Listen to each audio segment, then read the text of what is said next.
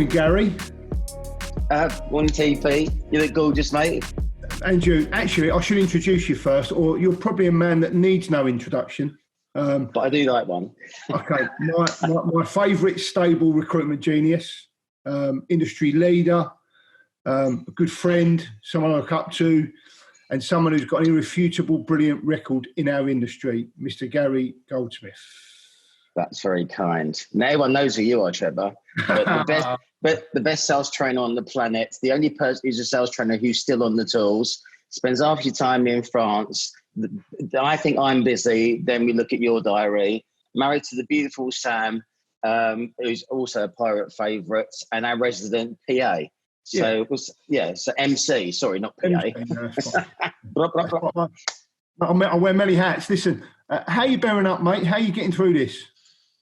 Well, it's horrific. I'm also living in a building site, which really doesn't help. So when you're in a square box in West One, it's lovely half the time. But when you can't go out and you can't do anything, but it's the little things you really enjoy, right? So taking the dogs for a walk, deciding what you're going to have for dinner. It's been good. But we've had birthday. I've had my birthday stuck indoors. Happy birthday, mate, obviously. Cheers, 55, but still gorge. And I think there must be some sort of WhatsApp group where all my mates know how exactly badly I've been behaving in this situation, and they're all man-to-man marking me. So, I'm getting phone calls from people regularly. Well, I wanted to ask you a question about that because obviously I've known you for years, but having been able to get to know you much better in the last couple of years, I know that you're someone who operates brilliantly when they're in the face of their client portfolio. You know, when you can see people, be with people, be on sales floors, be in boardrooms, and you travel as much as I do, right? So how have you managed then to move over from that? How have you managed getting through being in the face of people all the time to come into what you're doing now, being remote, if you like? So I was doing sort of fairly regular monthly boards with a lot of people. And what we've done is during this time, we've just turned the heat up. So I'm doing pretty much a daily call, if not every other day, with everybody that I work with. Yeah. So we've just turned it up because it's staying agile, it's maintaining contact. Oh, it's my dog, sir. Maintaining contact with everybody. Yeah. They're having to manage very unusual situations. Yeah. So 3 charges on my phone a day, and it's just FaceTime, Zooms, calls, and just to make sure everyone's going in the right direction, and doing all right in this marketplace. But also, we're searching out positive information all the time. Yeah. So there's so much negativity out there. I know there was somebody who runs an analytics business who put out some stats that demonstrated how hard it is in recruitment right now. Yeah. And I threw my toys out the pram. Because some businesses aren't doing anything right now. I mean, nothing. And they're impacting the numbers. It's the same reasons why China's been taken off all the stats, because it's just not real. Yeah. So I was spending my time searching out positive information to make myself feel better about this. And then we're using that in our lyrics with everyone like yourself, right? You've got to change everything. You can't. Businesses who are stuck sending out CVs to do their BD, they're stuffed right now. That isn't the way to be doing it. So I'm searching out positive stuff. I'm talking to everybody every day, and I'm still solving complex solutions. 100%. Yeah, it's all about productize, right? So we were lucky; we were ahead of the game on that. And then coming up with something new, which is Wizzy, and then getting the guys to go and try it out, and then tweak it. Yeah. Well, I've kind of felt I've been involved in that because I think quite a lot of the time you've been, for the RDLC, you've been the guy that's come up with the ideas because, you're a great ideas man. And I've my sort of role, if you like, or a lot of my role has been trying to drive that into practices in the businesses behind you. Do you know what I mean? So, and I've really enjoyed what you called Recruitment 2.0, and probably up to about 4.0 now, which leads me on to my next question. So let's jump in our recruitment time machine. Right. Okay. Which way go? Forward or backwards? Let's go forward. We'll go backwards on another one of these sessions, but we'll probably have to do that one quite late at night. But anyway, we'll go forwards, right? And we'll suggest that we've come out of lockdown, I don't know, early summer, right? We've suggested that as the wonderful Merrin Somerset web said the other day, our industry is in deep freeze, not in recession. Yeah. Fast forward sort of 6 months, if you like, towards the back end of the year, early next year. Give me some commentary on how you think the landscape will look. Right. So what was really interesting is, as part of looking for good news yesterday, I found some bad news, which helps us. Right. So some of the bigger businesses have really struggled through during this time. So all of the PLCs, they were hurting because of the death of 1,000 cuts, because there's 40,000 recruitment businesses there now. Yeah. But they've really been struggling during this period of time, which, you know, we both know that just reeks of opportunity for us. Yeah, of course it does. I think that's going to be the case going forward. Now, there will be a thinning of the herd, and Dean and I did always talk about, wouldn't it be lovely to have a little recession? Careful what you wish for.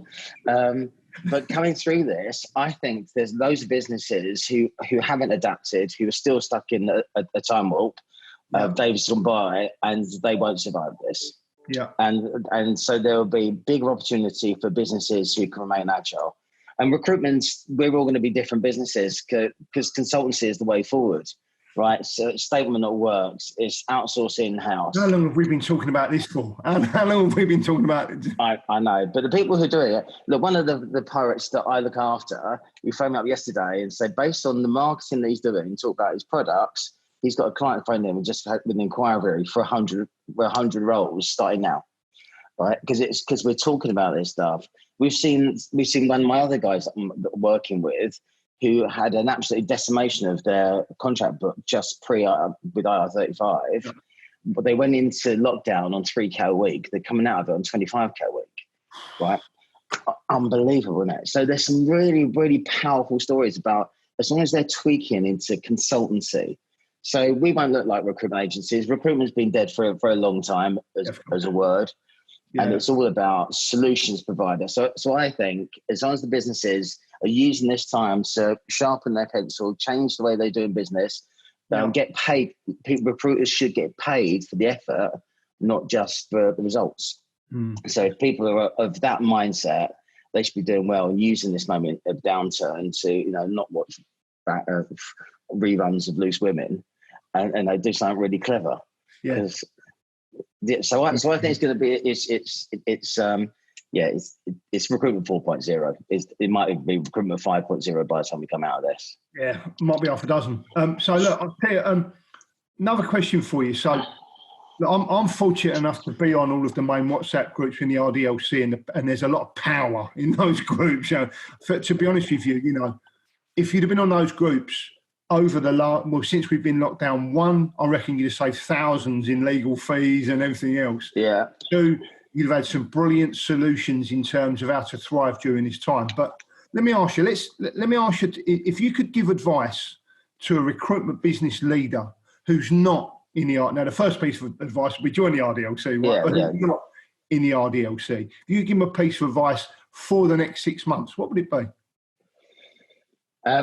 So I think there's going to be an announcement this week about what the roadmap's going to look like. So, you know, Boris has alluded to it already. So that's going to be coming out. And I think, but one, you've got to be really well informed about what's going on. So we're very fortunate to have Sir Read a lot. So Dean gets up at 5 o'clock, does our reading, and gives us all the heads up. You know, and there was an interesting piece in the FT today about the dangers of businesses coming back too soon without taking the necessary care internally and getting sued. Yeah. So what my work with this weekend would be is to go and do the research to be able to tell everybody what the office environment needs to look like. Yeah. Now, and do something man businesses want to be fit for 20 and have some rolling shifts and have people working from home. So understanding what your business will want to look like going forward. So one, you've got to be really well informed. You know, and I put that tongue-in-cheek thing out about the life of Brian. And there are loads of fake experts out there. No, he's not the Messiah. He's a very naughty boy. So making sure you've got some really real talent around you and telling you what is and isn't working. Yeah. So that's the first thing. Whether you join the RDLC or not, join the network. That's the first bit of advice. But also remain super agile. So one of the other things that's happened through this period of time is I put a post out yesterday about gains and drains. There's going to be a lot of people in your business Yeah, you've got to check whether they've got right competencies for what is coming next. So this whole consultancy piece. Yeah. So there's been some kids who've just recently started in organisations who are showing all the right aptitude. They're putting their head in the right space. They're working really hard. They're doing everything they can. They're phoning the boss up, checking that he's okay. Yeah. But and the reverse is true. You've got loads of people who've been around for ages who have thrown their toys out because they're being furloughed 8%. And they're thinking, where's your loyalty to me? Well, you know, this is a bit of survival mode. You've got to be fit for purpose. Yeah. And, you know, it's if people have been furloughed and they're not using the TP, the J9 online training to do something or to do some reading or be prepared or come up with some creative ideas, is that the type of person you want in your business going forward? Yeah. So to look at your business and look at your people as hard as you've scrutinized all of your costs. So the first thing that happened when there's a little wobble, everyone looked at their cost base and decided to who they were going to pay, what the ROI looked like. Yeah. But have they actually looked at their staff? So make sure you've got the right competencies and you know what those look like. You know what your business is going to look like in 24 months and then map it down to 3-month sprints. Yeah. So you can actually get, you know, you're not going to be that business tomorrow, but you can put yourself on the right trajectory to get there. But make sure you've got the right support infrastructure around you to test ideas and understand what the trends might look like. Yeah. But it's a lot of time recruit business leaders spend their time trying to reinvent the wheel. Yeah. Put your hand up and someone to give it you. We've got a lot of answers to this stuff. So the RDLC are famous for evolution and revolution. How do you see the RDLC evolving as a group over the next 12 months? Well, it's got bigger. You know, but one of the things that's happened, it's I think it proved its weight in gold. We migrated a lot of people from that free group, so we did our piece for everybody. But then we felt that we owed it to our members who paid up members to give them value back. So I think we will be doing quite a lot more web stuff, webinar based. We will give people have some form of exposure to virtually come to lunches rather than have to come there. We just need to make sure that they're super secure so people feel confident to open their kimono, just knowing who's there. So I'm always trying to be ahead of the curve and think what's happening next and be fit for purpose. But you know, it's the engagement that we've had online has been spectacular at the moment. It's bonkers, isn't it? Did you know what I never ever get used to the level of honesty? I talk quite a lot about, you know, if you see someone in recruitment in the pub that you haven't seen for a while, I always talk about the recruiters 50%. So whatever they tell you, they're probably doing 50% less, right? But the honesty, the honesty on those groups that is just so it's unique, isn't it? There's nothing else like it. There's nothing else like it in our industry. Trev, let me ask you a couple of questions, right? Because you're actually on the tools and you're doing it. It'd be interesting to what you think is changing at the moment as well, and what is and isn't working for you. Yeah. And really, we've got a lot of people who are looking at all this amazing content that you've done. Yeah. I mean, is it over 1,000 videos now? Well, so it's not 1,000 videos, but it's coming up to 1,000 hours. So it's there's a lot of content on there now. Go on. And what people are looking at the moment? So interestingly, more than ever, I'm kind of old school, new school in terms of that. I believe that what was in our DNA that made us great recruiters all that time ago, in terms of the more people you speak to, you know, the more successful you are as a recruiter, hasn't gone away. But it's that different. People are looking for different levels of engagement now. People are looking for far smarter ways to be able to engage their prospects, their lapsed clients, their current clients. You know, we can't just be as binary as we used to be. You know, and I know lots and lots of recruiters that have been successful by flicking over email specs and chasing them up on the phone. That layer of engagement where, and honestly, it goes back to what you said, and what we're doing so much content on J9 Online now is about being far more consultative and actually making a difference to the fibre of that organisation by giving your client portfolio proper information about what's going on in the world of work. You know, we can't be as agricultural. The best recruiters are no longer blunt instruments. The best recruiters are genuinely subject matter experts that have the opportunity to consult. So what I'm looking at is increased layers of engagement and different ways to engage to add genuine value before we start talking about people's big bag of jobs, or before we start talking about people's resource plans or their pinch points, or, genuinely revising people on what the geographical landscape looks like in terms of client, in terms of candidate availability within their organisations. We've gone far deeper than we have done previously. So it's been an interesting time for me as far as that goes, to be honest. Yeah, it's if you can engage with a subject matter expert, so you can actually increase your skills, talk to a customer, and let effectively your tech head talk to their tech head. Absolutely.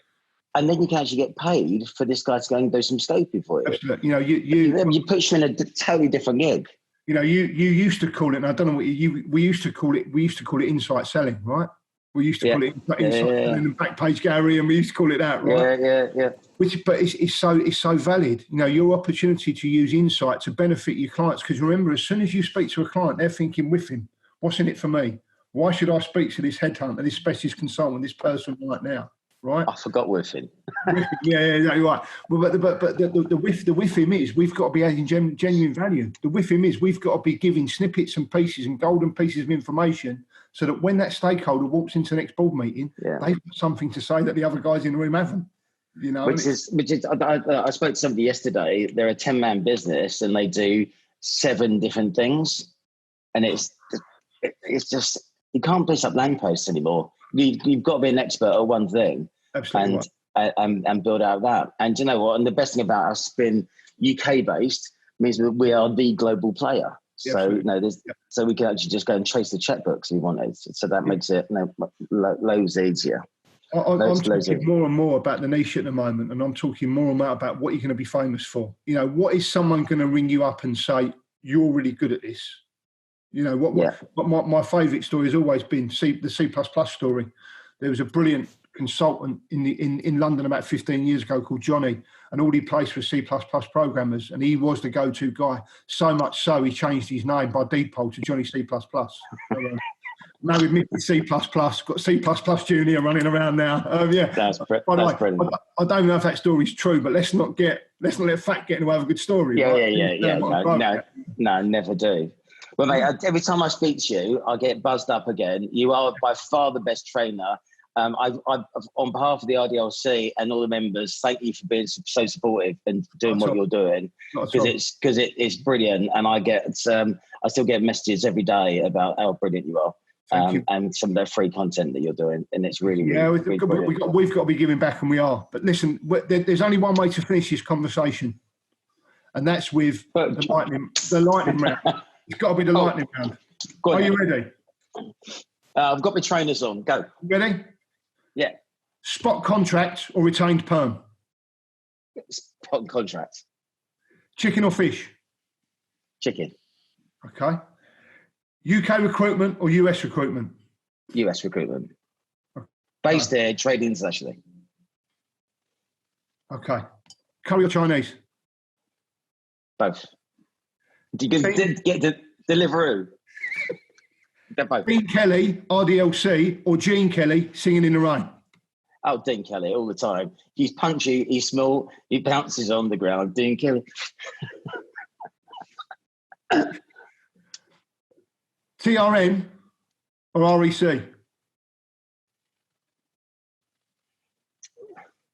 Ambivalent. That's not my it's like it's the really old people or the people who don't know much. It's hard to tell. Brilliant. Fingers for toes or toes for fingers? They're too hard. Fingers for toes. I could climb upside down.